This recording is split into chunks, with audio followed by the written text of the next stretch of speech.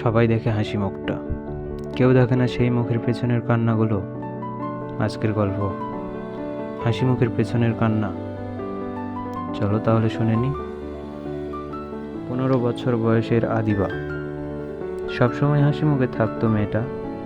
বন্ধুরা ভাবতো ওর কোনো দুঃখ নেই, কিন্তু কেউ জানতো না প্রতিদিন ঘুমাতে যাওয়ার আগে আদিবা কাঁদে একা নিঃশব্দে। বাবা মারা যাওয়ার পর ওর মা সারাদিন কাজ করে সংসার চালায়। আদিবা নিজের স্বপ্ন ভুলে গিয়েছিল, শুধু একটা চাকরি পেতে চাইতো যাতে মায়ের মুখে হাসি ফোটাতে পারে। এটা সবাই চায়, মা বাবা বেঁচে থাকলে সবাই মা বাবাকে ভালো রাখতে চায়, কিন্তু আদিবার অন্যরকম ছিল। একদিন আদিবাকে এক বন্ধু মজা করে বলল, তুই এত চুপচাপ কেন? ছেলেদের ভয় পাস নাকি? আদিবা হেসে বলল, না রে, ছেলেদের না, আমি আমার ভবিষ্যৎকে ভয় পাই।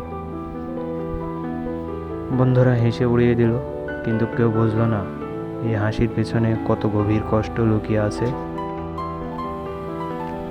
আজও আদিবা হাসে, কারণ সে জানে এই পৃথিবীতে কাঁদলে কেউ পাশে দাঁড়ায় না, কিন্তু হাসলে সবাই ভাবে এই মেয়েটা কত সুখী।